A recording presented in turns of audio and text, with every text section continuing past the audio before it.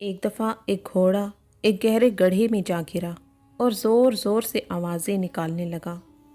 گھوڑے کا مالک کسان تھا جو کنارے پر کھڑا ہو کر اسے بچانے کی ترکیبیں سوچ رہا تھا۔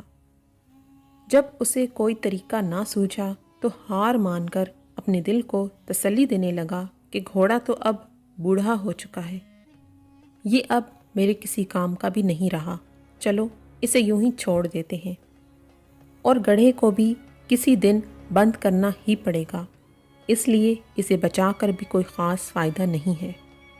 یہ سوچ کر اس نے اپنے پڑوسیوں کی مدد لی اور گڑھا بند کرنا شروع کر دیا۔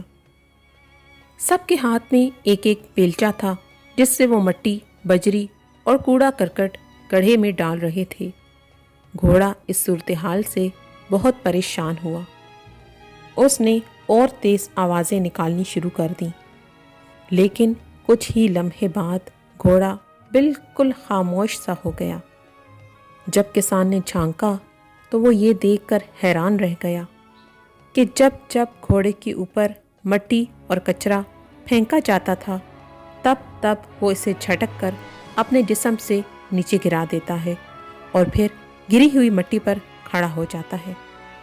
یہ سلسلہ کافی دیر تک چلتا رہا۔ کسان اپنے پڑوسیوں کے ساتھ مل کر مٹی اور کچرا پھینکتا رہا اور گھوڑا اسے اپنے بدن سے ہٹا ہٹا کر اوپر آتا گیا، اور پھر دیکھتے ہی دیکھتے وہ اوپر تک پہنچ گیا اور باہر نکل آیا۔